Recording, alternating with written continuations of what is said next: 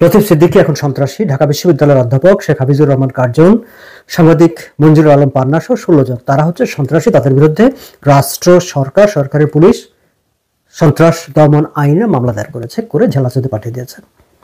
তারা কোথায় সন্ত্রাস করেছে, তারা কেমন সন্ত্রাস করেছে, তারা কার সাথে সন্ত্রাস করেছে? বৃহস্পতিবারে ঢাকা রিপোর্টার্স ইউনিটি মিলনায়তনে যে ঘটনাটি ঘটেছে, যে ন্যাক্কারজনক ঘটনাটি ঘটেছে, সেটি সম্পর্কে আপনারা অবহিত আছেন। মঞ্চ 71 নামে একটি সংগঠন, নতুন সংগঠন, তারা একটি সেমিনারের গোল টেবিলের আয়োজন করেছিল। গোল টেবিলের বিষয়বস্তু হচ্ছে আমাদের স্বাধীনতা এবং সংবিধান। স্বাধীনতা এবং সংবিধান নিয়ে আলোচনা করতে তারা ঢাকা রিপোর্টার্স ইউনিটির মিলনায়তনে গিয়েছিলেন। তারা কিন্তু কোনো জায়গায় কোনো গোপন বৈঠক করছিলেন না, দরজা বন্ধ করে কোনো গোপন স্থানে কোনো গোপন সলা পরামর্শ করছিলেন না। আগে ঘোষণা দিয়ে রিপোর্টার্স ইউনিটির অডিটোরিয়ামে প্রকাশ্য জায়গায় আরো মানুষের উপস্থিতিতে তারা তাদের মতামত প্রকাশ করতে গিয়েছিলেন। এবং সেখানে কি হয়েছে? সেখানে জামায়াতের একজন নেতার নেতৃত্বে জামাত শিবিরের একটি দল, বিএনপিরও কেউ কেউ সেখানে ছিল বলে জানা যাচ্ছে, সম্মিলিতভাবে সেখানে গিয়ে তারা তাণ্ডব তৈরি করেছে। এইসব সম্মানিত ব্যক্তিদের সঙ্গে অসদাচরণ করেছে, খারাপ ব্যবহার করেছে। সেখানে মব, এখন অবশ্য অনেকে আর এটিকে মবও বলতে চান না, কারণ এটিকে পরিকল্পিত সন্ত্রাস, সেখানে একটি সহিংস পরিবেশ তৈরি করেছে তারা।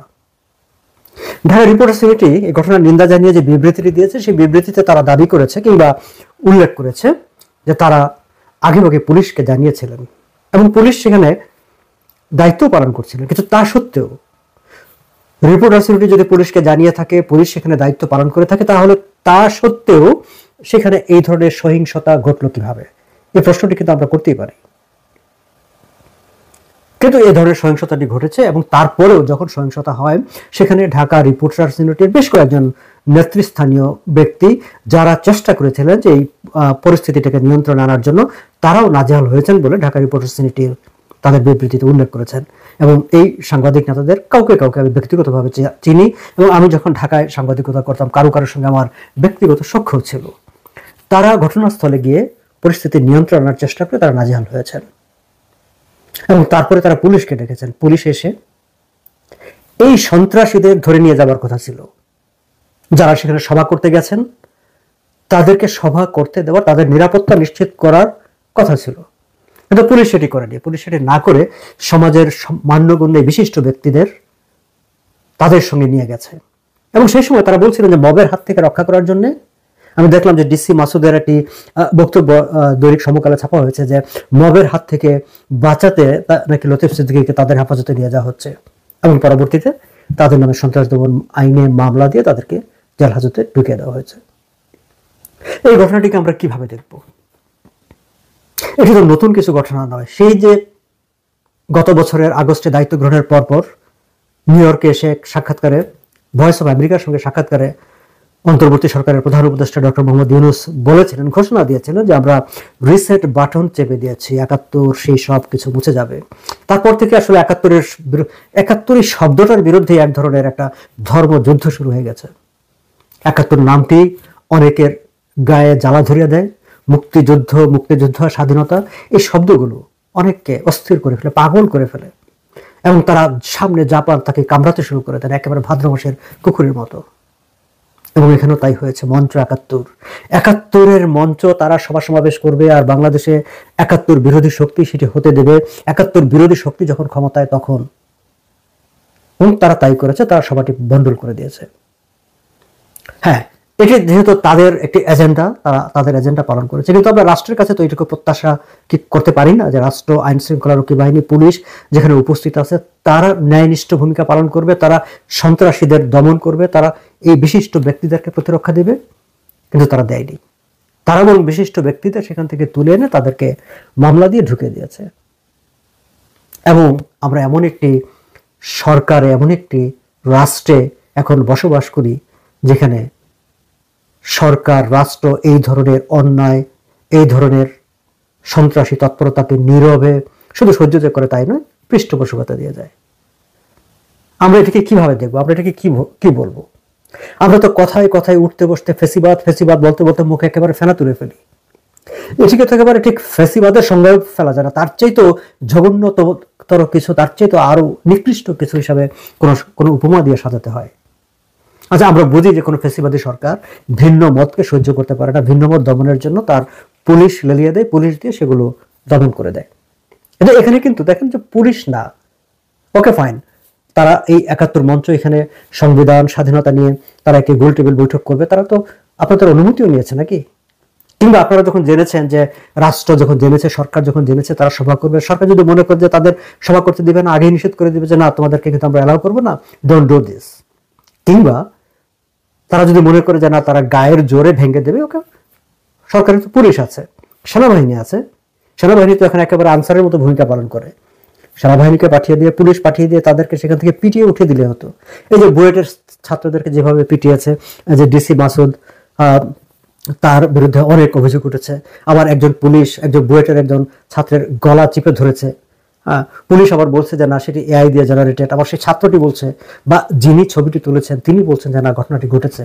অর্থাৎ পুলিশ যে মিথ্যা কথা বলেছে সেটিও আবার প্রমাণিত হয়ে গেছে।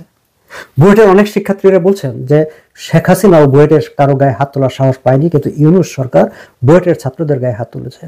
তো আপনারা না হয় লতিফ সিদ্দিকীকে পুলিশ দিয়ে পিটাতেন, প্রফেসর শেখ কার্জনকে, সাংবাদিক মঞ্জুরুল আলম পান্নাকে পুলিশ দিয়ে পিটাতেন, কিন্তু সেটি হয়নি। সেখানে রাজনৈতিক দলের ক্যাডাররা, রাজনৈতিক দলের সন্ত্রাসীরা সেখানে গিয়ে সন্ত্রাস সৃষ্টি করেছে এবং পুলিশ তাদের সহায়ক শক্তি হিসেবে কাজ করেছে। এবং যারা কাজ করেছে তারা একটি ব্যানার নিয়ে গেছে সেখানে, সেটি হচ্ছে কি জুলাই যোদ্ধা। এখন এমন একটি অবস্থা হয়েছে, জুলাই শব্দটি হয়ে উঠেছে সকল অপকর্মের, সহিংসতার, চাঁদাবাজির, সন্ত্রাসী তৎপরতার একটা রক্ষা কবচ। আপনি যত অন্যায় করবেন, যত অপরাধ করবেন, আপনি জুলাইয়ের পক্ষ, জুলাই সৈনিক শব্দটি বলুন, বাকিরা সবাই ভয়ে থরথর কাঁপতে কাঁপতে আপনাকে আর কোনো কিছু বলবে না। আর রাষ্ট্র প্রশাসন সবাই একেবারে আপনাকে পীরের মতো মানতে থাকবে, কারণ জুলাই আপনি। এখন জুলাই একটা ভীতিকর, জুলাই একটা আতঙ্কের শব্দে উপমায় পরিণত হয়েছে। মাত্র ১ বছর গেছে, সে ১ বছরে যে জুলাই আন্দোলন, যে আন্দোলনের মাধ্যমে একটি সরকারের পরিবর্তন ঘটেছে, সেটিকে আপনারা একেবারে একটি আতঙ্কের, ঘৃণার উপমায় নিয়ে এসেছে। এবং এই যে রিপোর্টার্স ইউনিটিতে যে সমাবেশটিকে ভেঙে দেওয়া হলো, আমরা দেখলাম যে ঢাকার পত্রিকাগুলো, মানে সাংবাদিকতা এখন কোন জায়গায় গিয়েছে? সাংবাদিকরা কি কথা বলতে পারছে না, নাকি সাংবাদিকরা কথা বলছে না? যেখানে সহিংসতা হয়েছে, যেখানে একটা সন্ত্রাসী গোষ্ঠী গিয়ে সভা ভেঙে দিয়ে সেখানে নাজেহাল করেছে, সেখানে কোনো সংবাদপত্র কিন্তু সেটিকে মানে সমকালে একটি হেডিং করেছে যে অধ্যাপক মুক্তিযোদ্ধা নাজেহাল, সেখানে সহিংসতা। বিডি নিউজ 24 সেখানে মব হামলার কথা বলেছে, আবার শিরোনামটা এমনভাবে করেছে যে মব হামলা কি লতিফ সিদ্দিকী, অধ্যাপক কার্জন সহ 16 জন 15 জন গ্রেপ্তার। মানে এমন একটি, অনেকের মনে হতে পারে যে মব হামলাটা তারা করেছে, কিন্তু বাকি সবাই, কেউ কেউ তো একেবারে বলেছে যে জনতা ধরে, জনতা নাকি তারা উশৃঙ্খল জনতা বললে একটা কথা হতো, তারা জনতা ধরে লতিফ সিদ্দিকীকে পুলিশে দিয়েছে। এই হচ্ছে এখন সাংবাদিকতার হাল, এই হচ্ছে বাংলাদেশের গণমাধ্যম, এই হচ্ছে বাংলাদেশের সাংবাদিকতা। অথচ আমাদেরকে বলা হয়েছিল কি দেশ এখন খোলামেলা সমালোচনা করা যাবে, যা খুশি বলা যাবে, সবকিছু নাকি গণমাধ্যম স্বাধীন হয়ে গেছে। কিন্তু গণমাধ্যমের যে একটা অপমৃত্যু ঘটেছে, গণমাধ্যম যে আরো বিকৃত হয়ে গেছে, সেই বিষয়টি তারা নিজেরা পদে পদে আমাদেরকে প্রমাণ দিচ্ছেন। এখন আমরা এই যে 16 জনের নামে মামলা দিয়ে তাদেরকে জেলে ঢুকিয়ে দেওয়া হলো, আবার যারা সন্ত্রাস করলো তাদের ভিডিও চিত্র আছে, আলোক চিত্র আছে, আমরা হয়তো দাবি জানাতে পারি। আমি ফেসবুকে একবার বলেছিলাম যাদের বিরুদ্ধে ব্যবস্থা নেন, অসংখ্য মানুষ নিচে কমেন্ট করেছে, কার কাছে দাবি জানান সাগর ভাই? এই সরকারের লোক, আর এই সরকার এদেরকে পৃষ্ঠপোষকতা দিচ্ছে, তখন এই সরকার তাদের বিরুদ্ধে কোনো ব্যবস্থা নিবে না, সরকার তাদের বিরুদ্ধে কোনো পদক্ষেপ নিবে না। তাহলে আমরা কি করবো? আমরা কি শুধু সব শুনবো, মেনে নিব, চুপচাপ থেকে থাকবো, আর তারা এই সহিংসতা করে যাবে? জুলাই যোদ্ধা, জুলাই এই শব্দটি একটা আতঙ্ক, আরো বেশি সন্ত্রাসী শব্দে রূপান্তরিত হবে, সেটি আমরা মেনে নেব, নাকি আমরা কথা বলবো? আমার মনে হয় আমাদের কথা বলা দরকার আছে।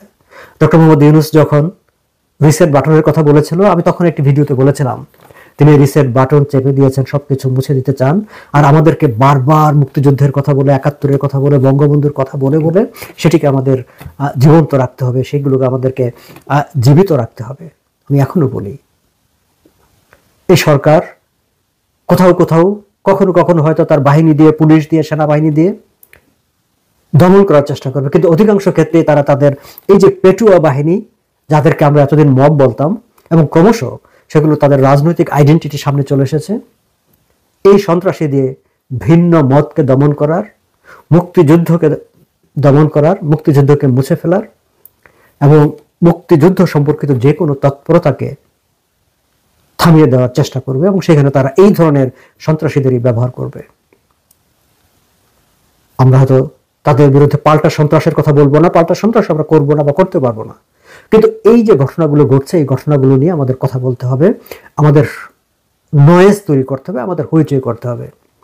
যার যেখান থেকে সম্ভব, যার যেখান থেকে সুবিধা সেখান থেকে এই তৎপরতাগুলোর বিরুদ্ধে, এই সন্ত্রাসী তৎপরতাগুলোর বিরুদ্ধে আমাদের বক্তব্য রাখতে হবে, কথা বলতে হবে। আসুন আমরা যারা যারা যেখান থেকে কথা বলতে পারি আমরা কথা বলি, এই সন্ত্রাসের, এই সহিংসতার প্রতিবাদ।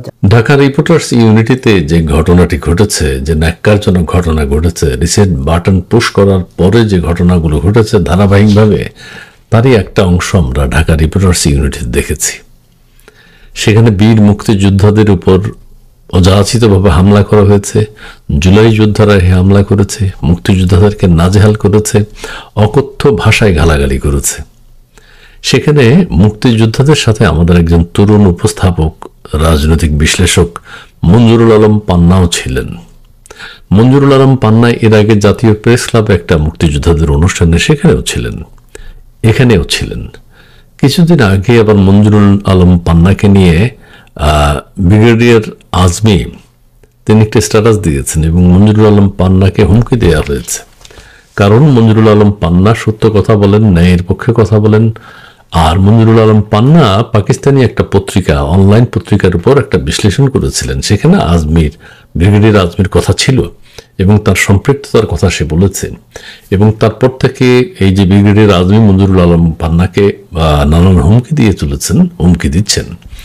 মঞ্জুরুল আলম পান্না সে বিষয়গুলো নিয়ে কয়েকটা ভিডিও করেছে এবং তিনি তার পত্রিকা থেকে তিনি যে পাঠ করেছেন সেটি তিনি বলেছেন এখানে তারকে ক্ষুব্ধ প্রতিক্রিয়া জানানোর কোনো কারণ তিনি দেখেন না। মঞ্জুরুল আলম পান্না যখন এখানে গেলেন এই ঢাকা রিপোর্টার্স ইউনিটিতে, অনেকে তাকে বারণ করেছিল যে আপনি যেন না, সাবধানে থাকেন। রিসেট বাটন পুশ করা হয়েছে অনেক আগেই, কাজেই যে কোনো বক্তা ভালো কথা বলুক, যারাই ভালো কথা বলছে, সত্য কথা বলছে, ন্যায়ের পথে কথা বলছে, ন্যায়ের কথা বলছে, তারাই গ্রেপ্তার হয়ে যাচ্ছে। তার মানে সমস্ত ভালো মানুষ আওয়ামী লীগের ছিল, এটা সরকার প্রমাণ করে দিচ্ছে। আপনারা জানেন যে আমাদের বীর মুক্তিযোদ্ধা ফজলুর রহমানের উপর আক্রমণ, নানান কথাবার্তা চলছে তাকে নিয়ে। আমাদের কলিমুল্লাহ স্যারকে গ্রেপ্তার করা হয়েছে, সলিমুল্লাহ স্যার বাইরে আছে। নানানভাবে যারাই কথা বলেন, প্রফেসর আবুল বারাকাতকে গ্রেপ্তার করা হয়েছে, কামাল পাশা চৌধুরীকে গ্রেপ্তার করা হয়েছে, আরো অনেককে হুমকি দেয়া হচ্ছে এবং সতর্ক করে দেয়া হচ্ছে। মঞ্জুরুল আলম পান্না সাহসিকতার সাথে ঢাকা রিপোর্টার্স ইউনিটিতে গেছেন এবং তিনি জানেন যে আমাদের প্রফেসর ডক্টর মোহাম্মদ ইউনূস সাহেব যেহেতু বলেছেন যে আপনারা মন খুলে সমালোচনা করুন, অনেকে বলছেন তিনি পরের কথাটি বলেননি, সমালোচনা করে দেখেন, আপনাদেরকে দেখাবো, সেটি হচ্ছে। এবং বারবার তিনি সেই নজির রাখছেন, মুক্তিযোদ্ধাদের অপমান করা, সাধারণ মানুষকে মৃত্যুর মুখে ঠেলে দেওয়া, সন্ত্রাস, ভায়োলেন্স, মারামারি, অগ্নিসংযোগ, সেগুলো তিনি অত্যন্ত সাহসিকতার সাথে সুন্দরভাবে করছেন। সেখানে সত্য কথা যারা বলেন, ন্যায়ের কথা যারা বলেন, মানুষের কথা যারা বলেন, গণমানুষের কথা যারা বলেন, তাদেরকে বাকরুদ্ধ করে দেওয়া হচ্ছে। সর্বশেষ শিকার মুক্তিযোদ্ধারা যে 16 জনকে গ্রেফতার করা হয়েছে, ঢাকা ইউনিভার্সিটির শিক্ষক সহ, লতিফ সিদ্দিকী সহ, সাথে মঞ্জুরুল আলম পান্না, এবং তাদের বিরুদ্ধে সন্ত্রাস দমন আইনে মামলা হয়েছে। আবার কিছুদিন পর হয়তো দেখা যাবে খুনের মামলা দেওয়া হচ্ছে তাদের জন্য। তো মঞ্জুরুল আলম পান্না আমার টক শোতেও কয়েকবার এসেছেন এবং বলেছেন, এবং আমরা তাকে নিয়ে আতঙ্কিত হই। তিনি অত্যন্ত সাহসের সাথে কথা বলে যাচ্ছেন। আরো অনেক সাংবাদিকও এখন কথা বলছেন, কিন্তু তাদের কি পরিণতি হবে সেটা এখন বুঝতে পারছি না। তবে মঞ্জুরুল আলম পান্না সহ আজকে যে অন্যায়ভাবে 16 জনকে গ্রেপ্তার দেখানো হলো, সন্ত্রাস দমন আইনে তাদের বিরুদ্ধে মামলা হচ্ছে, এটা তীব্র নিন্দা জানাই। এবং মঞ্জুরুল আলম পান্নার মতো একজন সাহসী মানুষ, সৎ পথে, ন্যায়ের পথে কথা বলার জন্য একজন মানুষ, উপস্থাপক, বিশ্লেষক, তার আশু মুক্তি চাই। এবং সেই সাথে অন্য আরো 15-16 জনকে যাদেরকে গ্রেফতার করা হয়েছে বিনা কারণে, বিনা কারণে সন্ত্রাস দমন আইনে তাদের বিরুদ্ধে মামলা হয়েছে। তারা কি ওখানে সন্ত্রাস করতে গেছে? ঘোষণা দিয়ে তারা ওখানে গেছে, মঞ্চ ৭১-এর ব্যানারে ঘোষণা দিয়ে গেছে, কথা বলতে গেছে, সভা সেমিনার হয় না সেভাবে গেছে। এটা তো কাউকে হত্যা বা কারো বিরুদ্ধে ষড়যন্ত্র অথবা অস্ত্র নিয়ে ঝনঝনানি নিয়ে সেখানে যায়নি যে অস্ত্রবাজি করবো সেখানে। সেখানে আপনারা দেখছেন নিশ্চিন্ত মনে কারা আক্রমণ করেছে? জুলাই যোদ্ধারা। আইন শৃঙ্খলা বাহিনীও দেখে না দেখার ভান করেছে এবং তারাই আবার ওই যারা আজকে সেমিনার ডেকেছেন তাদেরকে গ্রেপ্তার করে নিয়ে গেছে। হাস্যকর এবং বিচিত্র রকমের ঘটনা বাংলাদেশে ঘটছে। মঞ্জুরুল আলম পান্না সহ ১৬ জনকে গ্রেপ্তার করে সরকার আরও একটা ন্যাক্কারজনক ঘটনার জন্ম দিল। এর তীব্র নিন্দা জানাই।